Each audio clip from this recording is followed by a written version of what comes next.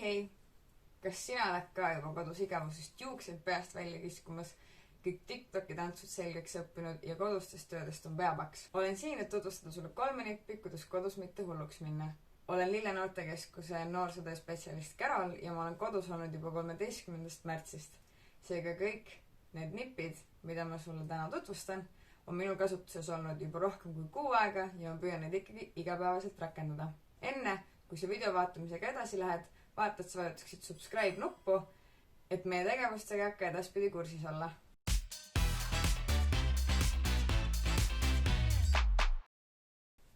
Meie esimene nipp on rutiin. Rutiin tähendab seda, et isegi kui sa oled kodus ja sul on palju vabam ajagraafik, siis püüa siiski säilitada enda harjumuspärane graafik.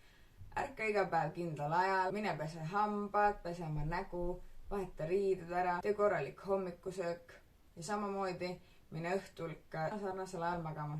Samuti kõik päevased toidukorrad söö korralikult, nagu sa sööksid koolis või tööl lõunat ning ära unusta ka õhtusööki. Lisa loomulikult oma rutiini ka muud asjad, mida sa tavaliselt harjunud igapäevaselt tegema. Minu teine nipp on liiguta ennast. See ei pea olema sportimine, kui sulle ei meeldi teha mitte mingisugust sporti või on sul näiteks mõni tervisemure, et sa ei saa teha mingeid harjutusi, siis püüa vähemalt iga päev kõndida näiteks 10 000 sammu. Igal tänapäevasel nutitelefonil on olemas sammulugejad ja väga paljudel on ka erinevad nutikellad, mis loevad su samme.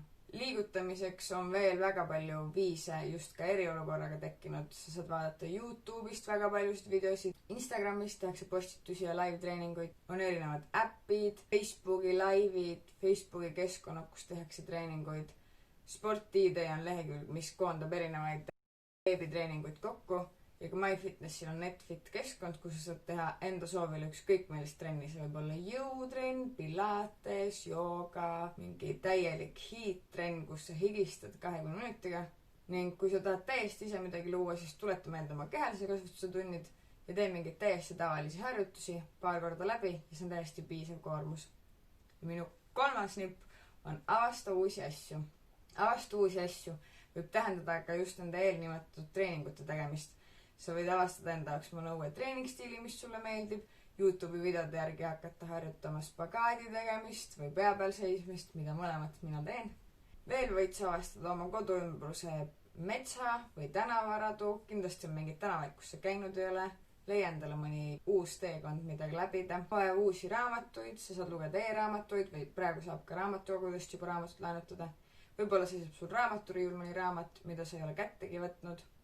Vaata uusi sarju, film või YouTube'i videosid, aga kindlasti püüa leida midagi, mis sind arendaks ka, mis pakkus sulle huvi, mis võib-olla ei oleks lihtsalt täielik selline aju pehmendamine, kuigi seda on ka vaja, aga püüa vahepeal ka midagi sellist leida, mis sind arendaks.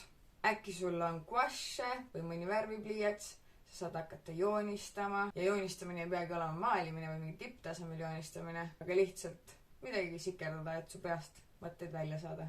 Hakka päevikut pidama, koristama kapp ära, õpi süüa tegema, proovi erinevaid uusi retsepte. Kui sul on koduloomad, siis mängi nendega, sa oled kindlasti nende kohta juba palju uusi asju selgeks õppinud. Nii et avasta uusi asju valdkond on väga pikk.